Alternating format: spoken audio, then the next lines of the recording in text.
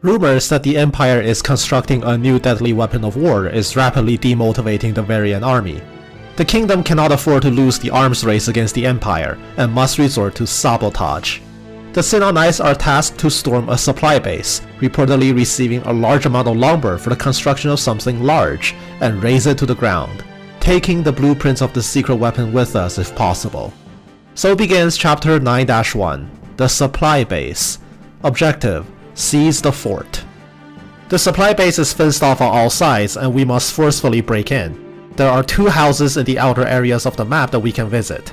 The house right beside us gives us an unremarkable vulnerary, but the house in the top left is where the real prize lies. The Pulverizer Axe. An axe with a ridiculous 40 might and no drawbacks, but it can only be used for this one map. Hand this axe off to anyone that can use it and watch them smash everything in sight with wild abandon. Outer fences have 30 HP, making them easy to smash through, even without the Pulverizer. But starting on turn 2, the panicking Empire will wheel out their half-baked prototype, the Springle Ballista. Given the scrambling comms of our enemies, we can gather that this secret weapon isn't quite ready yet, and indeed it will fall apart after taking just 2 shots at us. Tank these 2 shots with whatever we have and the Springle will destroy itself. After the prototype falls apart, it will be hurriedly wheeled back to the barracks for repair and re-emerge later. But if we're playing the map at even a semi-decent pace, they will never have enough time to reassemble it by the time we break in.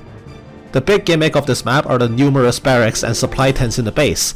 Each of them drops something for you when destroyed.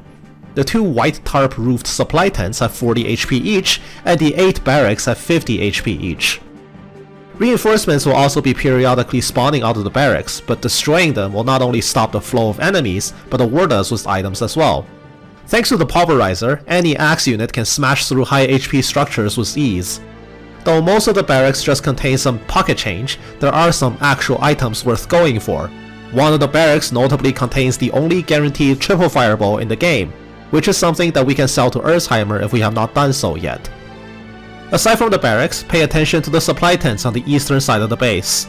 These 2 tents have 40 HP each and contain crafting materials inside. A gold dust on the left one and Zeraka steel on the right. Aside from the triple fireball, these 2 materials are your true prize. Once the supply base has been burned to the ground, we can push up to the high ground and challenge the boss, Gorzavalis. At this point, he is hardly a threatening boss, but does come with a set of knight equipment. Both the Knight Sword and Knight Shield are fantastic pieces of equipment, and while we're plundering, we might as well consider capturing him alive to take his stuff. Note that while the boss will be static, as soon as he is attacked, he will start moving around to attack us in retaliation. If you do not feel like taking him in alive, you can simply kill him, or even fly around him to seize the fort behind Gorzavalis. After all, the objective of this map is not to kill the boss, but instead to seize the camp, and funnily enough, there is no enemy unit guarding the seize point on this map, allowing us to just go there and win. After our successful raid, we should have some replenished wares for our supply. It's time to proceed to the next side chapter. See you soon.